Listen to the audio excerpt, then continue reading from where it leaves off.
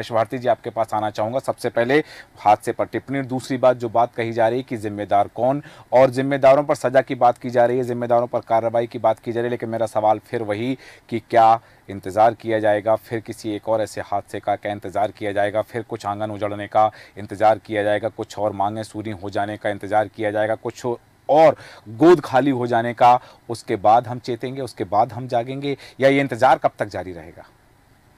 सूरज जी, आपके चैनल के माध्यम से मेरी सभी परिवार को शुभ संवेदनाएं। इस दुख की घड़ी में हम जो भी उनके साथ कर सकते हैं सहयोग सरकार के माध्यम से, अपनी सहानुभूति के माध्यम से, वो ज़रूर हम सब लोग कोशिश कर रहे हैं। सभी लोग पैनल में बैठे हुए भी बात कर रहे हैं, लेकिन सवाल ये उठता है कि अगर हम आरोप ना लगाएं या हम चर्चा ना करें या हम बात ना करें तो सरकार क्या उतना चेत रही है? अभी चंद दिनों पहले ही एक रोड दुर्घटना हुई, सड़क हादसा हुआ बड़ा, उसमें किन लोगों की गाड़ियां थी बिना परमिट के चल रही थी। घटना घटी, कार्रवाई हुई और फिर हम सो गए। फिर कौन सी, हमने तो किसी सड़क पे जांच होते हुए नहीं देखा। सड़कों पे वैसे ही गाड़ियां दौड़ रही हैं। बेहतर सड़कें बनाने के लिए नितिन गडकरी जी का एक इवेंट भी हो गया, लेकिन सुरक्षा के लिए कोई मापदंड या कोई बात क्यों नहीं हो पाती? हमने देखा जहां से पूरा प्रदेश चल रहा है, सतपुड़ा भवन एक अत्याधुनिक फायर ब्रिगेड की आग बुझाने की मशीन तो ले आए, लेकिन मशीन को संचालित नहीं कर पाए। तो ये बड़ी उदासीनता भरा माहौल है।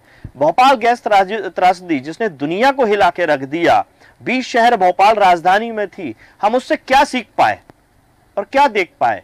घटना दुर्घटनाओं के लिए हमने क्या रास्ते बनाए हैं, किस तरीके से प्रशासनिक अमला बनाया? अभी भारतीय जनता पार्टी के साथी कह रहे थे कि एक पूरा पिरामिड तैयार हो गया है। मुख्यमंत्री देख रहे हैं, प्रधानमंत्री देख रहे हैं, राष्ट्रपति देख रहे हैं, पिरामिड तैयार हो गया है। तो हर घटना के लिए क्या इस पिरामिड को ही तैयार देखा जाएगा?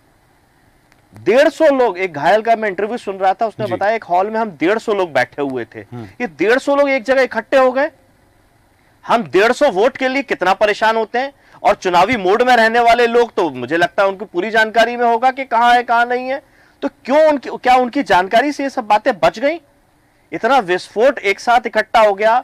पेटलावाद की घटना के लिए हम बार बार बात करते हैं। मात्र 1600 रुपए का दंड दिया गया है, जिसमें 78 लोगों की जानें गई।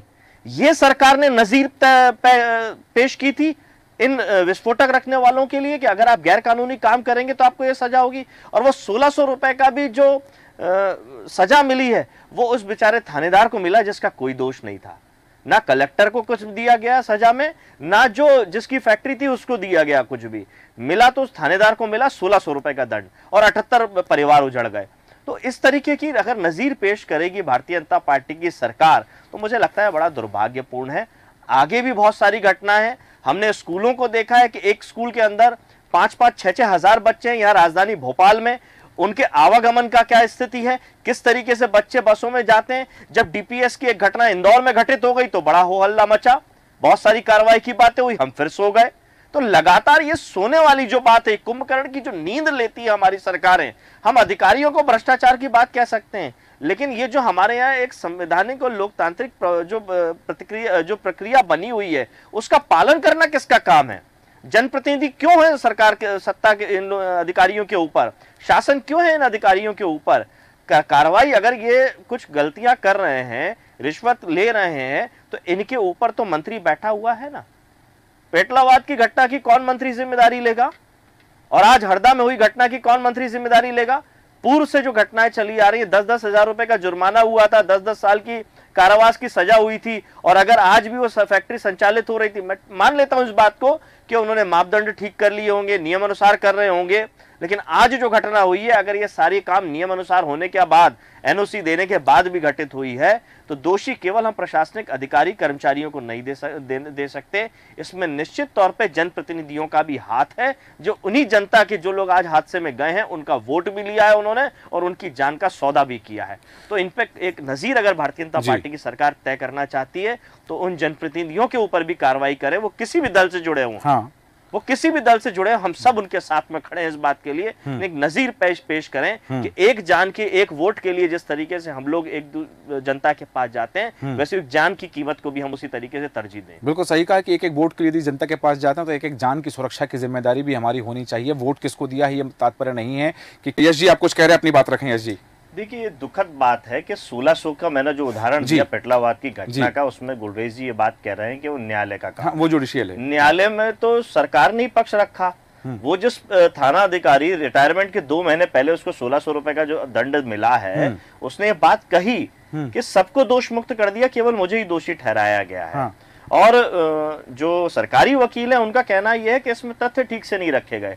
तथ्य किसको रखना था? सरकारी वकील तो नहीं रखेगा। सरकार जो जांच, इवन जो न्यायाधीश जांच आयोग बनाया गया था 6 साल, काफी लंबे समय तक वो जांच आयोग चला, वो भी ठीक ढंग से अपनी रिपोर्ट नहीं दे पाया। तो ये सरकार की नाकामी है। और नजीर, मैंने नजीर की बात की, नजीर अगर आप पेश करना चाहते हैं तो पुराने अपने अनुभवों के साथ में बेहतर नजीर पेश कर सकते हैं। घटनाएं लगातार घट रही हैं। मैंने स्कूल के बच्चों का भी उदाहरण दिया, डीपीएस की घटना को जोड़ते हुए, बस का भी दिया, सतपुड़ा भवन में आग लगने को भी लेकर के दिया। किसी भी चीज से हम कुछ आगे सीख नहीं रहे हैं, हम कुंभकर्ण की नींद में जा रहे हैं। ये घटना मेरे साथ भी घटित हो सकती है, गुलरेज जी के साथ भी हो सकती है। मौत पे किसी का नाम नहीं लिखा है, दुर्घटना पे किसी का नाम नहीं लिखा है। तो ये सबके लिए अच्छा होगा कि अगर इन दुर्घटनाओं को रोकने का हमने काम किया होगा। ये एक अच्छी बात कही है यश भारती जी आपने। नितिन ने कहा कि इस पर सियासी बात आज नहीं होना। जी यश जी। सूरज भाई जी, यश जी, जैसा कि क्योंकि गुलरेज जी ने कहा है वो बात, तो सिर्फ ये पीठ थपथपाने वाली बात नहीं आती कि ये मुख्यमंत्री के पड़ोसी और उन्होंने की कार्यशैली देखी है। अब इनकी जिम्मेदारी दुगनी हो जाती है। अगर आज डिबेट में बैठे हैं और शोक संवेदना प्रकट कर रहे हैं तो ईमानदारी से ये दोषियों को सजा दिलाएं। न्याय प्रक्रिया जो गुजरे वो ठीक ढंग से गुजरे, ये इनकी जिम्मेदारी है। केवल हम लोग बड़ी बड़ी बातें करके काम ना चलाएं, जिम्मेदारी के साथ क्या काम कर पाएंगे, ये गुलरेज जी की बड़ी जिम्मेदारी है। और ये दर्शक सब देख रहे हैं और हम सब लोग गवाह हैं इस बात। बिल्कुल सही कहा आपने। हालांकि ये ऐसा विषय है जिस पर हम बिना सियासत के और बिना सियासी बिंदुओं के बहुत लंबी चर्चा कर सकते हैं, पर समय अनुमति नहीं दे रहा है।